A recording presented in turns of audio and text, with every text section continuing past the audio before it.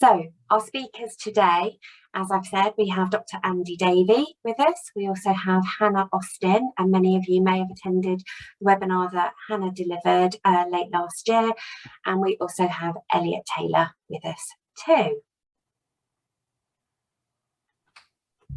So APEM, we're a worldwide environmental consultancy, and we work across a wide range of industries: water, renewable power, power and utilities, marines, ports, etc., etc. And I can see, looking at today's attendee list, we're represented by many of these industries, which is fantastic. So if you have a question that's specific to your industry, please don't hesitate to ask it at the end. We'd like to ask you if you wouldn't mind using the Q&A function. There will be an opportunity to ask many questions throughout at the end of today, rather. So for those of you who aren't familiar with Zoom, if you look down at the bottom of your screen, there's a Q&A function, and what we'll do is when Andy's finished, I'll share the Q&A. So please don't be shy, please ask a question. We'd love to hear from you. Next slide, Andy. So as I mentioned, we're specialists in environmental consultancy, but really we specialise in freshwater, marine, terrestrial ecology and geospatial data. We find that this is a perfect mix that serves the needs of our clients, and we operate, next slide please, throughout the UK and Ireland. We also have a presence in the United States as well. I know many of you on today's call are throughout the UK, so you can see where all our offices are. We've got over 270 staff currently, and we also have our colleagues at Woodrow, which takes us just over the 300 mark now. And yeah, that's who we are. So you've listened to me enough. I'm not the expert here. Dr. Andy Davey is, so I'm going to hand over to Andy for today's webinar. That's great. Thank you very much for the introduction, Sarah. Good morning, everyone, and thank you very much indeed for dialing in this morning. Just by way of introduction, I'm Andy Davey. I work in the freshwater division here at APEM, and I head up our data science team. Now, I broadly class myself as an environmental statistician, but my interests are quite broad, spanning really a mix of water resources, water quality and catchment management. My area of expertise really is around how we design and optimize environmental monitoring programs, and then how we can analyze that data and use it to understand the impact of abstractions and discharge and land use on the water environment. I've been at APEM now for 2 years, and in that time I've taken a particular interest in hydroecological modelling and how we can use that as a tool to try and balance our needs for water against the needs of the environment, and that's the topic of today's talk. So just to give you a quick overview of what I'm going to be covering for you today, I'm going to begin just by talking a little bit about sustainable abstraction and the scale of the challenge that faces us both now and in the future in terms of providing the water we need without having an adverse impact from the environment. I'm going to then introduce hydroecological modelling, tell you what it is, and share with you some of the science that's been done over the last 5 or 10 years and what it's able to tell us about how the ecology of rivers responds to changes in river flow. We're quite at quite an interesting stage of some of that science now being translated into policy. So I'll tell you a little bit about where that's heading, and then describe for you some case studies which illustrate the practical applications of hydroecological modelling. And then finally just summarise really with a sort of where we are, what's the sort of the state of the art at the moment, and some prospects of what the future might hold. Now, as Sarah said, we've got a Q&A function, so if you do have any questions, please pop those into the Q&A and we'll be happy to cover those for you at the end. So let's start off with some facts and figures, really, just to get a scale of the abstraction challenge. As you can see from the table on the left here, the average amount of water that we use per person ranges somewhere between about 130 or 140 litres per day in the UK and Ireland. When we scale this up, that equates to something around in excess of 14 billion litres per day. That's just the water that we use in our homes for washing our clothes, taking a shower, drinking and cooking, and so on. And on top of that, there's water use by other sectors. So you can add a further billion litres a day on top of that to cover water use by the agricultural sector for irrigating crops and livestock. That also includes water use by the industrial sector and also water that's used to help generate power. Interestingly, compared to a lot of our European neighbours, we actually use more water per capita than many other European countries. And on top of that, if we look to the future, due to a combination of population growth and climate change, we're projected to need even more water in the future to meet that growing demand and also to make sure that our water supplies are remain resilient in the face of climate change. So we're really facing, I think, some very big challenges in the future, and those are going to require some very significant investment. And whilst a lot of that investment will quite rightly be directed towards measures to try and reduce demand for water and also to reduce leakage, I think it's inevitable that there's going to also be a need to develop some new sources of water in the future to maintain the security of our supply. Now, all this abstraction poses a significant threat, really, to the achievement of the environmental objectives which are set out in the Water Framework Directive and other pieces of European and national legislation. And rivers are very important, not only because they supply us with drinking water, but also from a biodiversity point of view, and because of the fishing and other recreational opportunities that they provide us. So when it comes to sustainable abstraction, what that really means is trying to define sensible limits on abstraction, which balance our need for water against the needs of the environment. When it comes to assessing the impact that abstraction has on the ecology of rivers, the main tool that is used by the Environment Agency in England is something called the Environmental Flow Indicator, or the EFI. Now, the EFI is a relatively simple tool which limits the degree to which flows can be altered from their natural state. As you can see from the table here, water bodies are grouped into 3 different abstraction sensitivity bands: high, moderate and low, which represent the perceived sensitivity of the species and habitats in those water bodies. And the EFI essentially sets a limit on the percentage deviation from natural flows at different points on the flow duration curve. So high flows can be modified slightly more than low flows, and in higher sensitivity waters, the degree of alteration is that much more stringent. Now, if we take those EFI guidelines and apply them to water bodies across England, as you can see on the map here, the EFI is useful as a way of indicating where abstraction might already be having an impact on the ecology of rivers. So that's indicated by the yellow, orange and red shading. But equally, it can also indicate where the flows are consistent with the achievement of good ecological status. So that's the green areas, and where additional water could be available for abstraction in the future without causing an unacceptable environmental risk. Now, the EFI is informed by a lot of excellent science, but it is essentially an expert judgment tool, and it's also quite high level.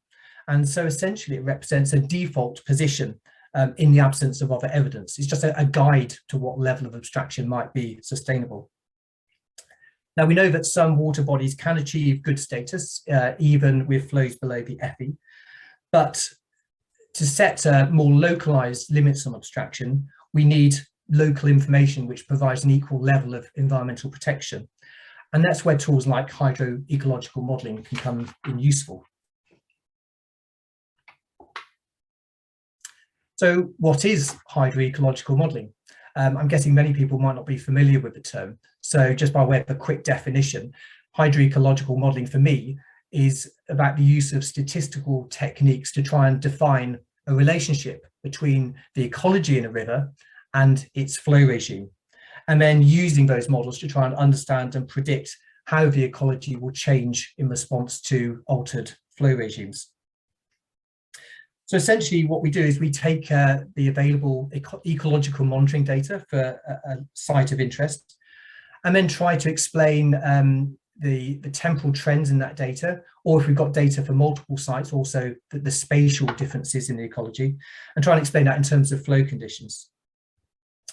Now, as you can see on the slide here, there's two subtly different approaches that we can take to build a hydroecology model, and I'm going to give you examples of both of those today. On the left, you've got what you might call a sort of an ecologist's view perspective, where we try to explain changes in ecology in terms of the hydrological history, what flows have done at a particular location. So here we're using data to understand how the ecology changes perhaps from wet years to dry years, and using that to infer the effect of flow. On the right, we've got what you might call more of a water resources perspective, where we try to directly model how the ecology responds to the degree of flow alteration. So here the focus is more in terms of measuring how much the current flows deviate from what they would be naturally. So we can provide a direct measure of how abstraction pressure is impacting upon the ecology. Now, hydroecological modelling can be applied to any kind of ecological data. So we might have fish densities or algal cover or macrophyte diversity. But a lot of the research that's been done to date has tended to focus on invertebrates. So those are the small creatures which live on the bed of the river. And the reason for that is that those invertebrates are fairly extensively monitored. They respond, they're quite sensitive to changes in flow. And we also have some relatively well-developed metrics which are able to summarize the health of that invertebrate community, which make very useful response variables when building these kinds of models. So although a lot of the examples I'm going to give you relate to invertebrates, the principles apply to all different kinds of ecological receptor.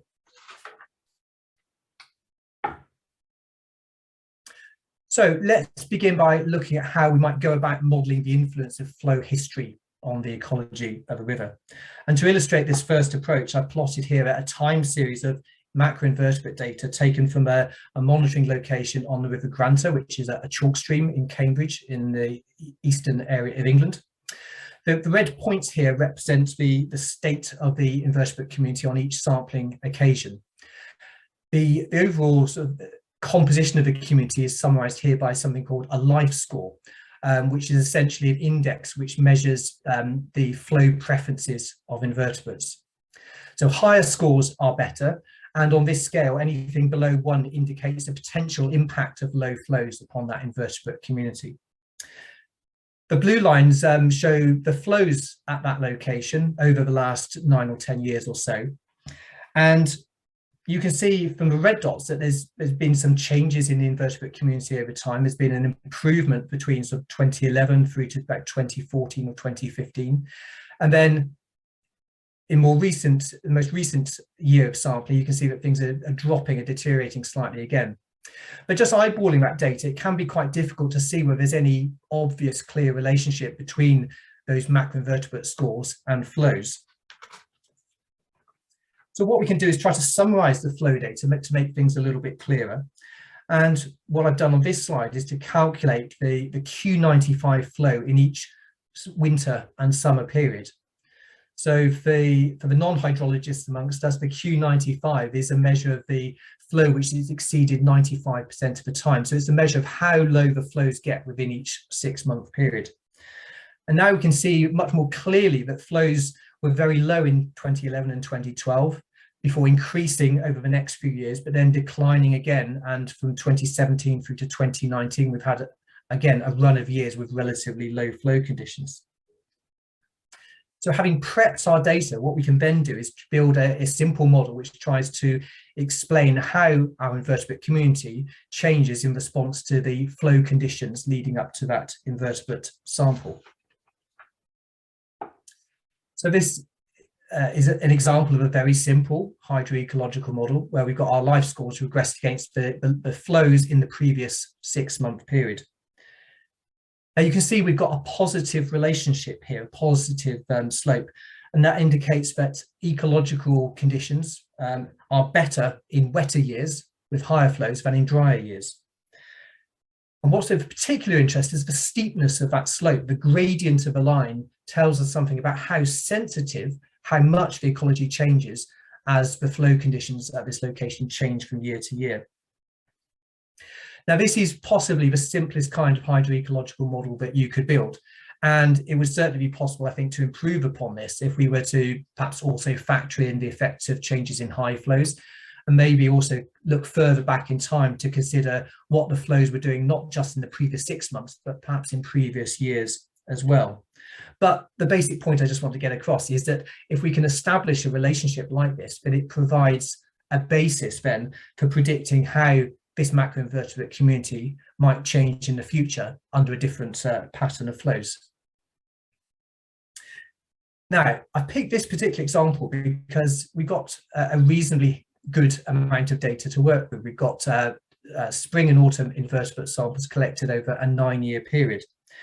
But as I'm sure many of us will know, often we don't have the luxury of lots of sampling data, and we'd always like a little bit more data than we've got available. And we do need to be careful about trying to develop a hydroecological relationship on very sparse amounts of data.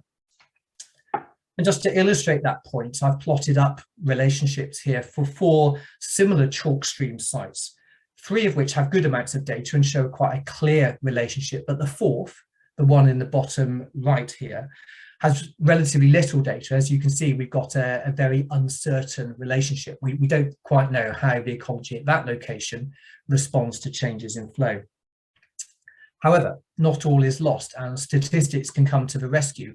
If we pool all of that data together, then it gives us a much larger data set that we can then analyze to derive an overall, a generic relationship. So essentially pooling this information together and essentially averaging the slopes across the different sites gives us a best estimate of how invertebrate communities in these types of streams respond to changes in flow. And that generic relationship is useful in 2 ways. Firstly, because it's generic, it actually gives us an indication or a prediction of how the invertebrate community might respond to changes in flow at unmonitored locations.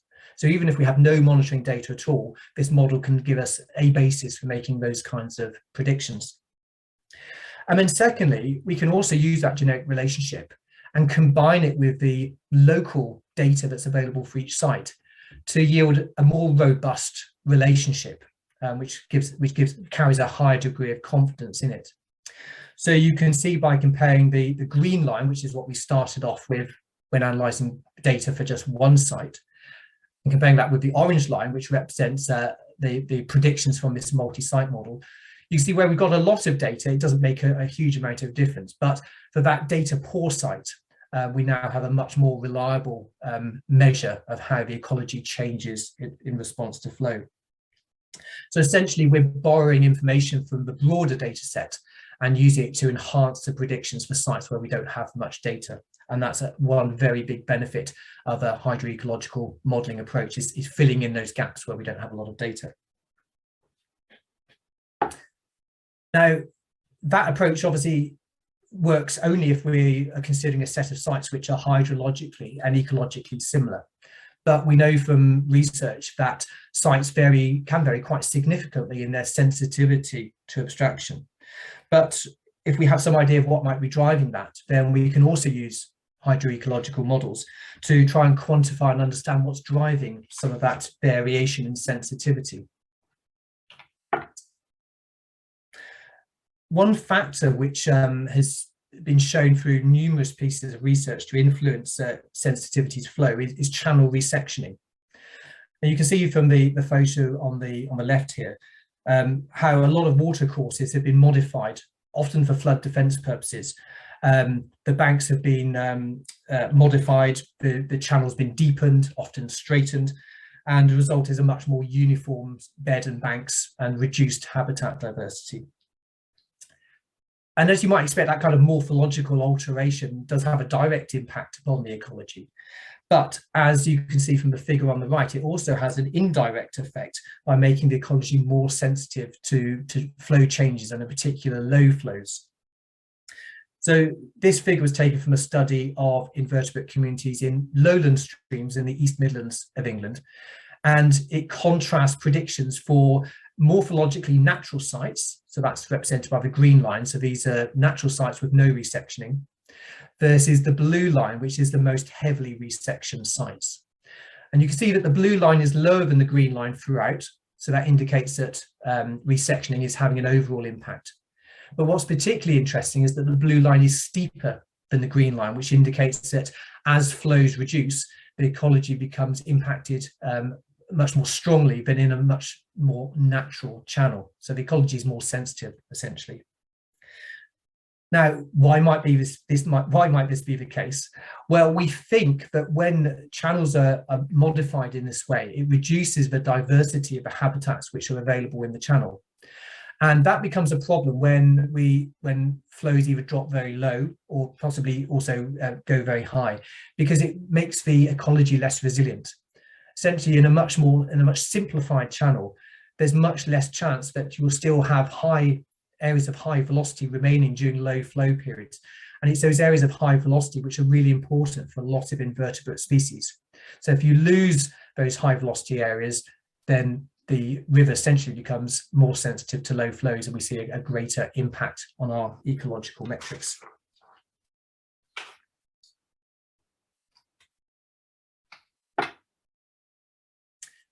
Now, those models I've just shown you have all been relating the ecology to flow history.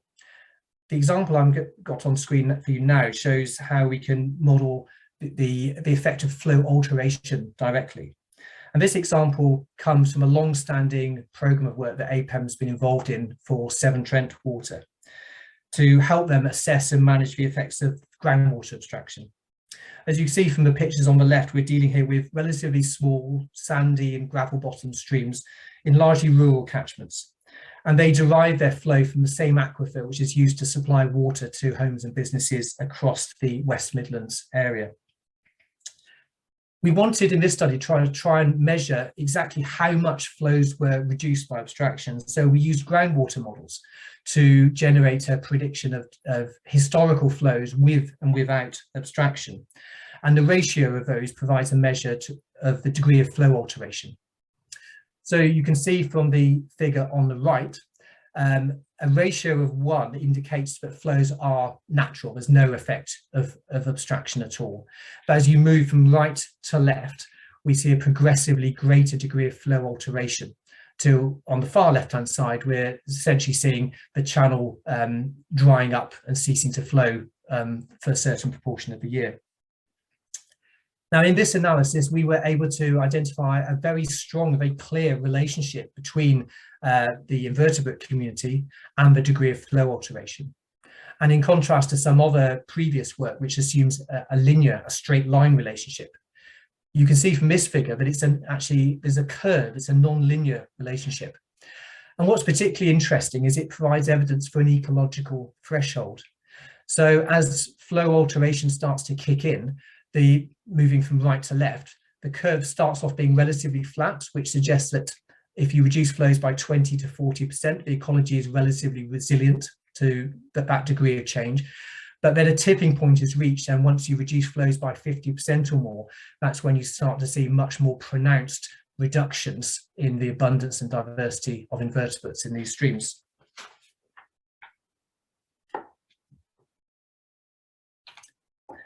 Now that study for Severn Trent Water focused on a relatively small number of very similar streams. But when we've been able to analyse much larger national data sets, it's again provided some broader understanding of why some sites are more sensitive to flow alteration than others. So the figures you can see on screen here come from an analysis we did of around 600 monitoring sites in Scotland, in which again, the macroinvertebrate community composition was modelled as a function of flow alteration. What was interesting about this data set, because we had such a large number of sites to work with, though some of those sites, like the sites on the previous slide, had flows which were reduced by abstraction, so flows were lower than natural. But other sites had flows which were artificially elevated, so they were augmented, either due to the effect of discharges or interbasin transfers of water, or because some of those sites were downstream of reservoirs and had compensation flows, which actually boosted the low flows in those streams. So looking at our horizontal axis here, anything with a ratio less than 1 means that flows were reduced, and anything with a ratio greater than 1 indicates flows which are above natural. And there were two really interesting findings which came out of this work. The first is that overall there was we confirmed that a reduction in flow has a negative impact on ecological health, but equally too much water, flows being elevated above natural, also had an adverse effect, which explains the humpbacked relationship that you can see on the plot here. We're not absolutely sure whether it's simply a case of there being too much water, or whether when flows are elevated above natural, we often see flows are much more stable, there's much less variability, and we think that that too could be having an adverse effect on these invertebrate communities. The second really key finding, which you can see contrasted here in the two plots, is the effect of river size.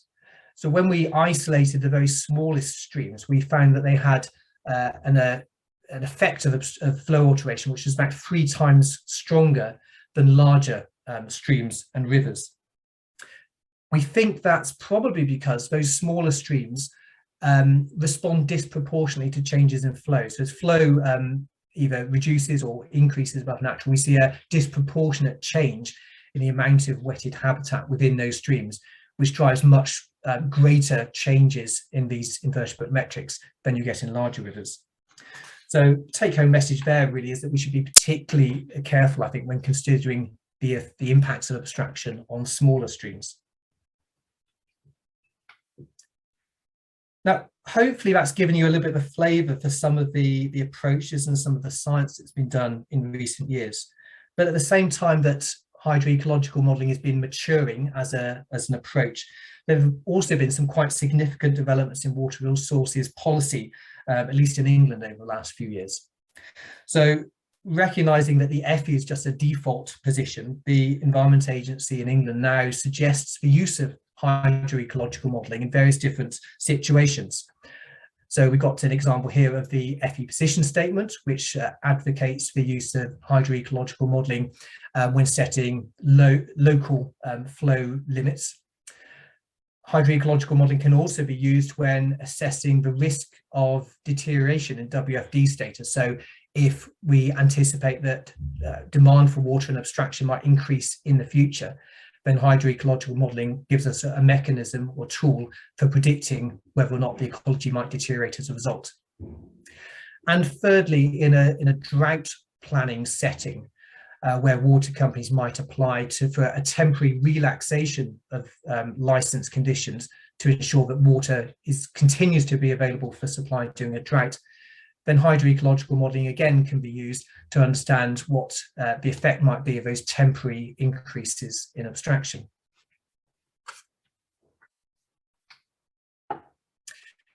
So these are really just some of the practical applications that water companies are starting to find for hydroecological models.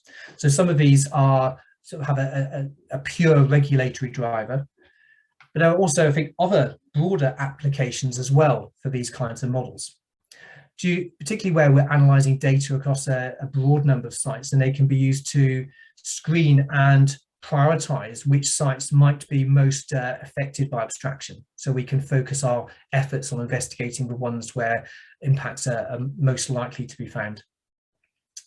And we can also use these tools to predict what might happen in the future. And that can be useful for appraising any changes in water resources. So whether we're thinking about implementing a sustainability reduction to reduce abstraction, or whether we might want to augment flows to try and reduce current effects of abstraction, or whether we simply want to rebalance abstraction across different sources. Hydroecological models can be used as a tool for optioneering to understand the environmental benefits of those different management interventions. There's currently a lot of work taking place in England and Wales to plan water resources for the long term. And again, I think there's a role here potentially for hydroecological models to understand and model different long-term scenarios whereby we can explore the effects of growth in demand for water, and also the effects of climate change and how those interact, and what sort of ecological outcomes we can expect under those different scenarios. And then finally, we can also use these tools when flow isn't actually the primary interest. We're starting to use these models to help evaluate things like habitat restoration schemes or water quality improvement schemes. We know that the ecologies often can be quite sensitive to flow and can change quite a lot from year to year. So if we can factor out the effects of flow, then it gives us an improved ability to understand the effectiveness of those habitat restoration and pollution reduction schemes.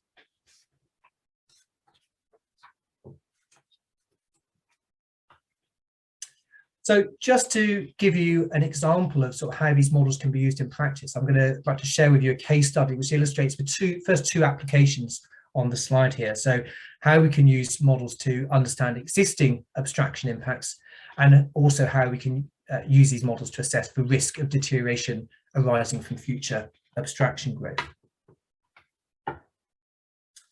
So this case study is the Burlington Brook, which is a small rural catchment located between Shrewsbury and Wolverhampton in the East Midlands.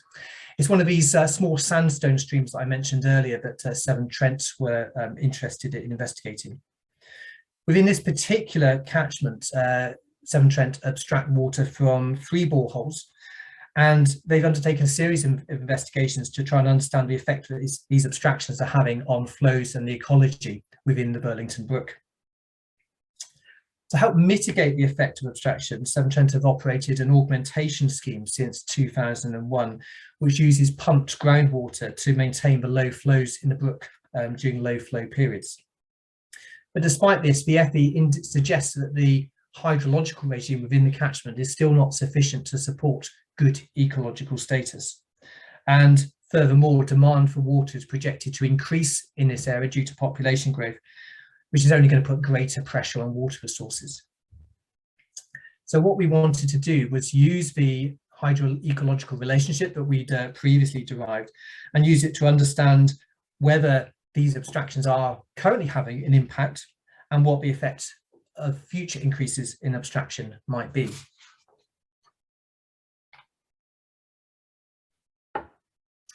So you can see on the screen here, we have predictions from the hydroecological model for 3 different locations within the catchment.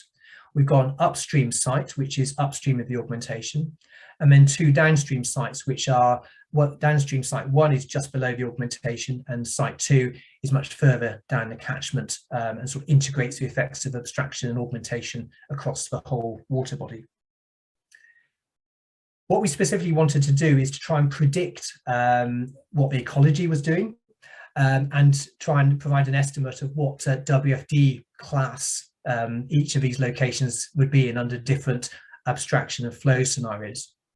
So you can see the color coding in the background represents the WFD status class, ranging from high, which is the light blue shading at the top, through to bad, which is the light pink shading at the bottom. We looked at 4 different scenarios. So the orange line represents natural flows in the absence of any abstraction at all, any abstraction or augmentation. And so essentially that provides a reference point against which we can compare the other scenarios. We then predicted what the ecology would be under a historical scenario. So this represents actual flows that have been experienced in the past and takes into account past abstraction pressure. So first of all, if we contrast the orange and the black lines and look back retrospectively, we can gauge the bigger the gap between those lines, the bigger the degree of abstraction impact. So we can see at the upstream site, the orange and the black lines are relatively close together, which is indicating only a minor effect of abstraction at that location. As we move further downstream to site 1, we can see that certainly historically there's been a very big gap. So flows have been significantly reduced below natural as a result of abstraction. But you can also see then from 2001, when the augmentation scheme kicked in and low flows were supported, that flows and in turn ecology have recovered quite significantly to the point where today the model is predicting that the ecology is pretty much in line with what we would see under a natural flow regime. So that suggests that the interventions that have been put in place to date have successfully mitigated the effect of abstraction at that location. And you can see something similar happening at site 2. This site was even more heavily impacted by abstraction historically. Again, that too has recovered to a point where there's a relatively minor impact of abstraction present day. So that's an example of how we can sort of understand and interpret what's happened in the past. And then to look into the future, we modeled 2 further scenarios. We had a business as usual scenario, which is the green line, and that represents abstraction continuing pretty much as it has been over recent years. And then we contrasted that with a future predicted scenario, which factors in future growth and abstraction. So that's how much factors in the increased abstraction that might be needed to meet future demand. Now you can see from these 3 plots that the green line and the yellow line are very close together, which is indicating that although that any relatively small increases in abstraction are predicted to have a negligible impact upon the invertebrate communities. And certainly for sites 1 and 2 further downstream, we predict that the ecology will be again quite close to what would be supported by a natural flow regime. Although it is notable that at this downstream site, even with natural flows and an absence of abstraction, the model is still predicting that the ecology is only at moderate status. So that's suggesting to us maybe there's some other pressures acting at that location, which are still holding back the achievement of good status.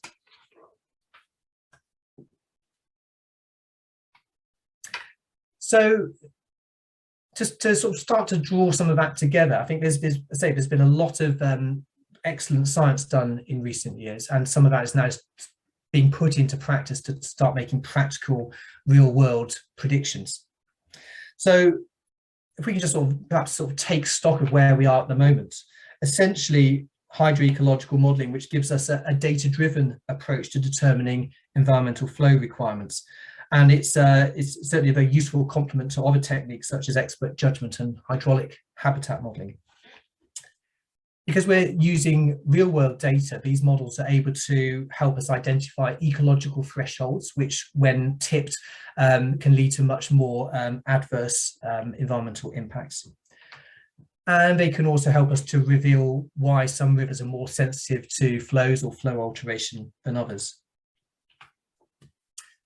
By pooling data together from multiple sites, we can maximize the value that we get from the monitoring data that's been collected in the past.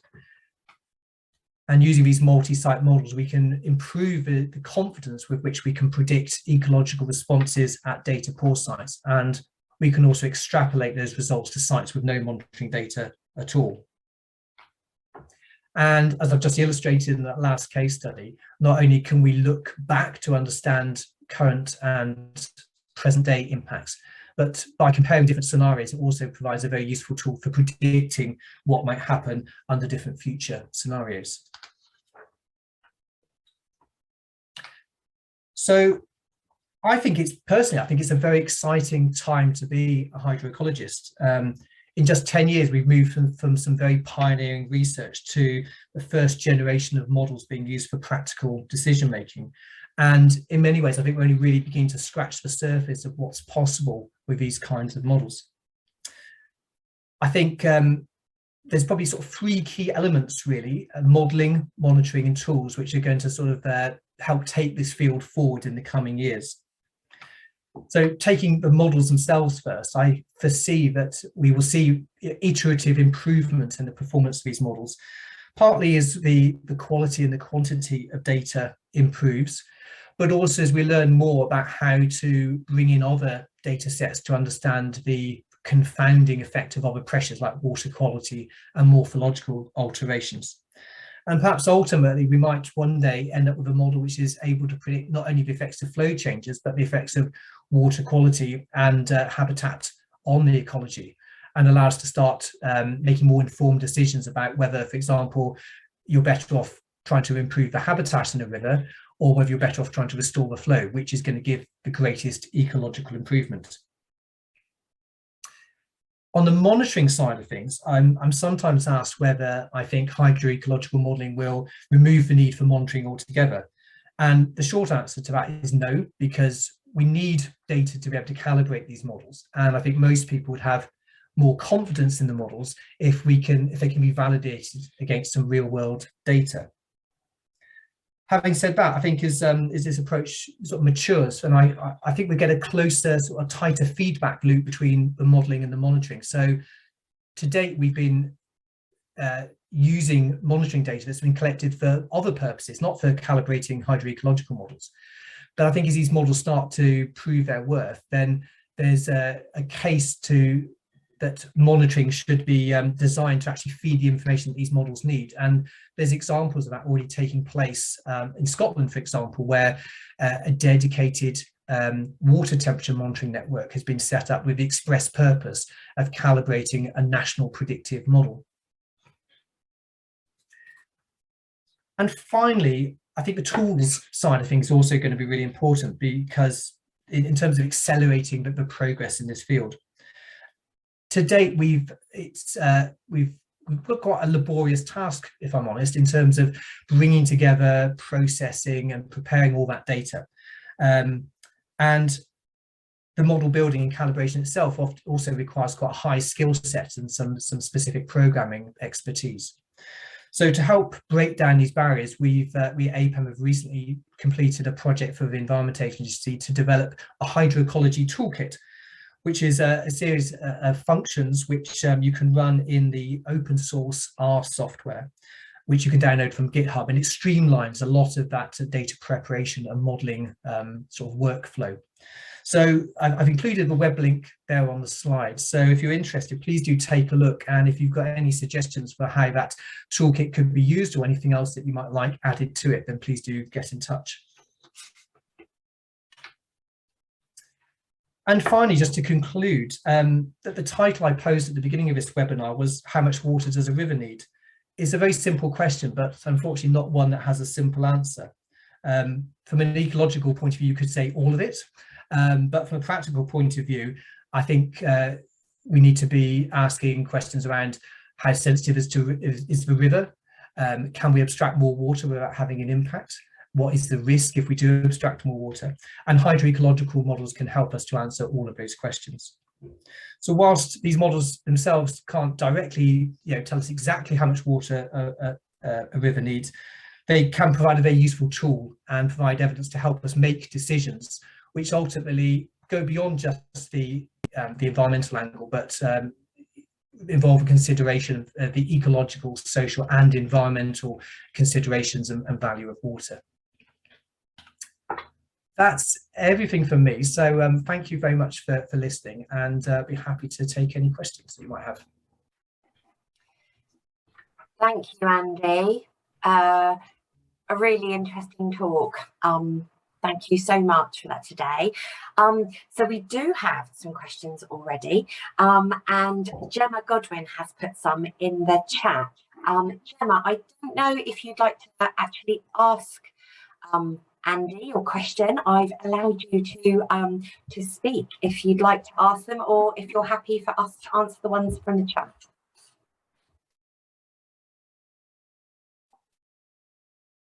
Oh, she's on mute. Andy, would you like to read? Have you seen the ones in the chat, in the Q&A? Yes, okay. Yeah, thank you very much for your questions, Gemma. So the first question is, could you use this methodology to review the effect of natural tributary blocking over time on lake ecology in terms of ecosystem state shifts from different dominant states, i.e. cyanobacteria versus macrophytes? Is it reasonable to incorporate this data into a PCA analysis? It's quite a few things there. I think, Gemma, so you're asking perhaps whether this could be applied to lake systems as well as river systems. I think in theory, yes, these kind of approaches could lend themselves to that. And as I said earlier, there's no reason why you couldn't monitor, if you had the data, responses of macrophytes and cyanobacteria as well as invertebrates. And certainly we've used techniques like principal components analysis to understand the similarities and differences between different monitoring locations. So I think that is a useful technique within the toolkit. Moving on to your second question, if you don't have actual flow data, can you use flow data from hydrological models such as Cube? Absolutely. So models such as Cube, although they're models, they do have the great strength of being able to provide complete time series of flows, even where we don't have a conveniently located gauging station. And those models also allow us to generate flow time series under different abstraction scenarios, which again is a very useful sort of input to these kinds of hydroecological models. So just as we've used groundwater models to understand groundwater abstraction impacts, so equally I can see Cube being used to explore surface water, the effects of surface water abstraction.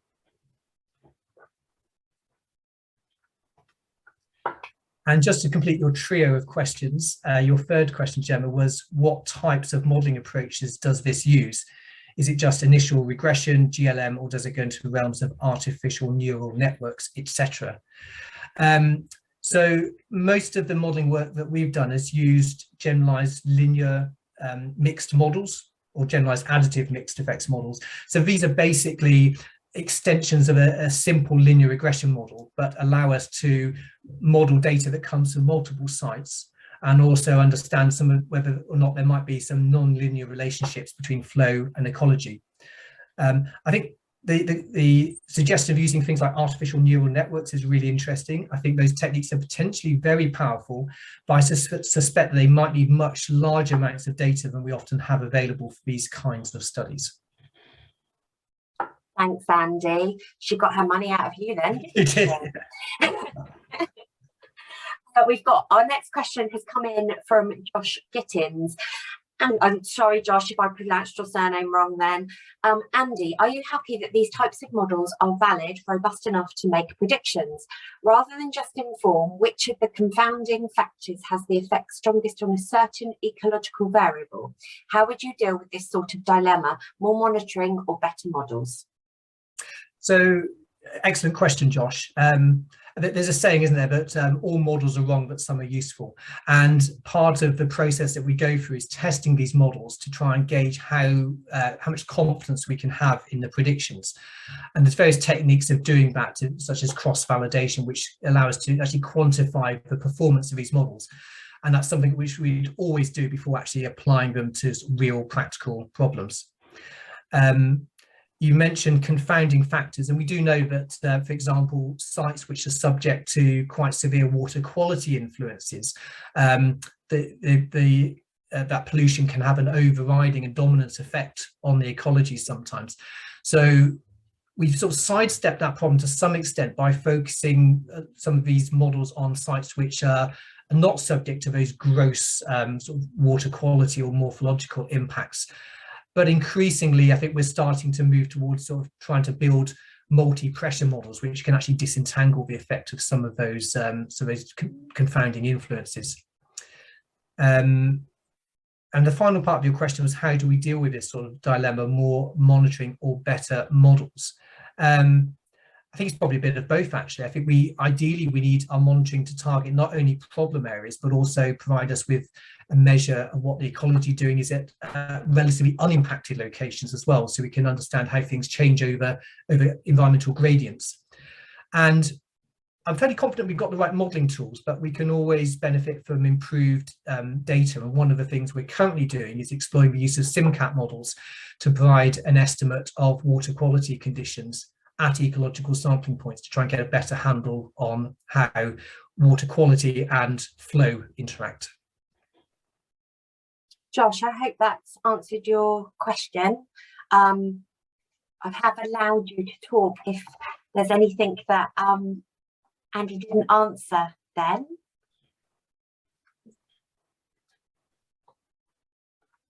No? Fabulous. Okay, our next question then came from Polly Booth. Hi Andy, not sure I fully understood it, but you mentioned using statistics for generic river types. Is there enough historical hydroecological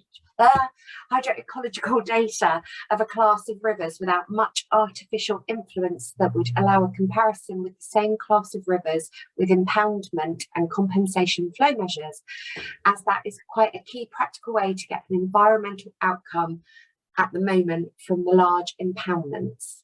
Polly, I'm going to make you able to speak as well, but over to you, Andy. Hi, Polly. Thank you very much for your question. So what we tended to try and do to date is build regional models where we identify a set of sites from rivers which are sort of physically broadly similar. I think you might be pushing the bounds of what you can do if you're trying to model very, very different types of river system. You specifically mentioned rivers with impoundments and compensation flows, and although I didn't specifically mention it in my presentation, we have started using these kinds of techniques to understand the effects of reservoir impoundments on the ecology of downstream rivers. Identifying controls can be an issue, so trying to identify locations without that influence. Sometimes you can look upstream of a reservoir and use those upstream reaches as a contrast to what's happening downstream, or sometimes you can find similar streams or tributaries in a neighbouring area, which can also provide that control. And if you can find those controls, that gives I think a lot more power to these models. And I think reservoirs are difficult in some ways, partly because they have both a hydrological impact downstream, but also because they affect the geomorphology significantly as well. And also getting hold of good quality data that allows us to characterize the downstream flow regime can be challenging. But in theory, I think all of those issues are surmountable if we've got the data available. Answer your question, Polly. Yeah, that was great. Thank you. I was just wondering, when you said you try and find control sites, exactly what parameters you use. And it's quite a basic question, but for me, is it just like stream width and flow? So, I'm just wondering if it's more complicated than that. In an ideal world, of course, you'd have a control site which almost perfectly mirrors your impact site, but in reality, that's often difficult to achieve. So what we do in these models is often try and build in some of those other factors like stream size, stream slope, maybe something about land use or substrate size, because we know that all of those sort of factors can also influence the invertebrate community, for example. But the nice thing about these statistical models is if some of those factors are having a strong effect on the ecology, you can quantify it and factor it out. And that can actually be a very useful way of then isolating the effect of flow whilst holding those other factors constant. So it doesn't necessarily have a perfect control site, and if you look closely at some of those variables and incorporate them into the model, you can use quite a lot, get quite a lot out of what might superficially not always be the perfect control site. Okay, thank you very much. Thank you, Polly. Our next question is from Brian Burnham. Is sediment yield also included in these hydroecological models, e.g. suspended load versus bed load? Hi, Brian. The short answer to that is no. In the models that we've constructed so far, we haven't explicitly considered sediment yield, but I'd be quite interested to know what sort of context or application you're thinking of there. Brian, I've made you available to talk if you'd like to respond.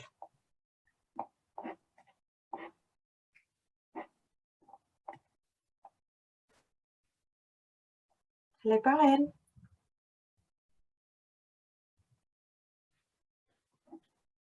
Oh, I think Brian's gone shy on us, Andy.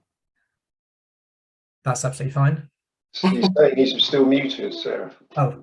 No, I've unmuted him, I thought. Can you hear me now? Yeah. There you go, Brian. Hi, Brian. Hi, Andy. Sorry, my microphone was muted. Yeah, I guess I was just thinking about the natural morphology of a river versus kind of a man-made sort of restructured river. Of course, in a natural river, you're going to have more stable banks with your vegetation that rooted, and newly made rivers, you would incorporate more sediment into the river.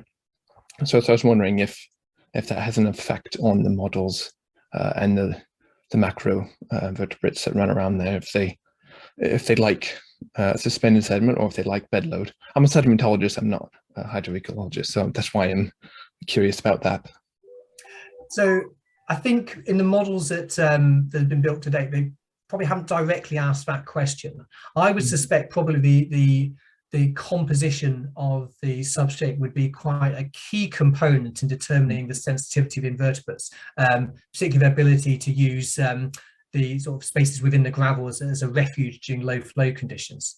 And certainly the example I showed that the highlighted importance of resectioning, I think a key part of the mechanism behind that is that resection often results in a much finer and less stable substrate, which again I think reduces the resilience of the communities in those reaches to low flows. The challenge is trying to find simple metrics which are easy to measure across a large number of sites to incorporate into those models. We've had some success using metrics from the river habitat surveys, which are performed across England and Wales, but there's no reason why more specific measures of suspended sediment or sort of bed load movement, for example, could be incorporated as well. Yeah, okay. Oh, that's great. Thank you very much. Thank you, Brian. Our next question is from Finley Horn. In the future, can you see regulators requiring water companies to allow hydroecological modelling in their waste? Oh, I'm not. Randy, there's too many acronyms that I have to try and remember. That's right. I'm also making you available to talk as well, Finley. Hi, Finley. I think you're referring to water resources management plans there in your question. So certainly there's a direction of travel at the moment that regulators, certainly in England at least, are encouraging the use of hydroecological models in specific settings. So we're seeing the uptake and use of these models to support a lot of WINIP investigations to assess both existing impacts. So quite a lot of work done in AMP6 under an RSA driver was using these kinds of models to understand current impacts. And as I showed in one of the case studies, also these models are now being used to assess future impacts as well. So I think they do have a key role to play. I'm not sure if they would necessarily be mandated for use, but they can provide a sort of a useful and more quantitative line of evidence alongside other existing methods to try and better understand the implications of future water resources planning. And I think their particular value might be in some of that longer term regional planning, which is the regional water resources groups are currently engaged in, because of their ability not only to understand the effects of changes in flow, but also to integrate the effects of climate change as well. Thanks very much. Thanks, Finley. We have another question from Gemma. Gemma, I'm going to allow you to talk again. Does it work now? There you go. Sorry, it wasn't you. I think I pressed the wrong button before, so I do apologise. Don't you worry. No, it was just one like general last question from me, so nothing technical or anything like that. It was just say if a business was thinking about getting this type of work done, they were thinking about seeking the work to be done from APEM in particular, who would be the contact? And then, you know, how long does a piece of work like that take to actually do? That's what I'd be interested in, really. Okay, thank you, Gemma. So assuming that you've got a database of ecology data and can access some flow data as well, then yeah, our usual course of action would be probably to take a first look at the data and do a sort of a feasibility assessment about whether there's sufficient quality and quantity of data to attempt this kind of approach. And if you passes that hurdle, then we go into a model calibration and testing phase. And I imagine probably within, you know, a 3 to 4 month period, we could probably go from sort of initial data exploration through to a calibrated and tested model. I don't know whether you've got any particular applications in mind, but I'd be more than happy to have a further discussion with you. My contact details are there on the screen, so feel free to get in touch by email, or we can follow up after this call if you like. Yeah, that'd be great. It's just I need some things that need to be done, but I didn't know how to do them, and now this has like sparked my interest, you see, but I don't even know if what I want is within the realms of reality. Kind of thing. I like know I want, but I'm like, is this even possible? Let's take that offline and have a chat. We'll see what's possible. Gemma, Gemma, I'll share your contact details with Andy. Thanks. And, Thank you. you two can have a chat. Thank you. Still got a few more people who've put questions in the chat. Rhiannon Nicol, do you find that the ecological diversity of a system can be used to predict the sensitivity of the system? Rhiannon, I'm going to make you available to talk as well. That's a really interesting question. So I guess sort of a very diverse ecological community might be indicative also of a healthy and diverse physical habitat, in which case you might expect those two to be correlated. There's certainly evidence, I think, of where, as I mentioned earlier, where water quality influences are having a significant adverse effect. That reduces the diversity of the community, and actually then the organisms which are left are those which are generally sort of quite tolerant of human pressures, and so that can sometimes actually make those less sensitive to then flow change, because you've already eliminated a lot of the species which have a preference for high quality and fast flowing water. Cool, perfect. Thanks very much. Brilliant, thanks Rhiannon. I believe that's all the questions that we've had in the Q&A and the chat, but the team are available, so if anyone has got a further question, perhaps if you'd like to raise your hand using the raise hand function, and we'll take any final questions.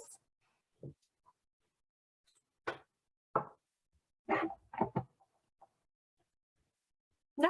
Looks like you're good, Andy. A well-deserved cup of coffee on the way to you. Sarah, I just wanted to say, Andy mentioned use of the life system or scoring for macroinvertebrates. I don't see it having been used in Ireland, but I don't see any reason why it couldn't be used here.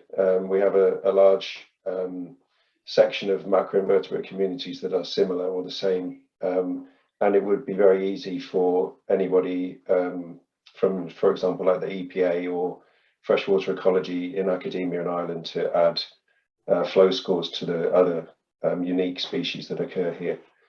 And I think it's been incredibly useful in the UK in this kind of assessment. So it's certainly something to bear in mind. So I thought I'd just chip that in. Brilliant, thanks Elliot. Thanks for speaking for me. As you can hear, I'm struggling a bit. Listen to him, he's all hoarse.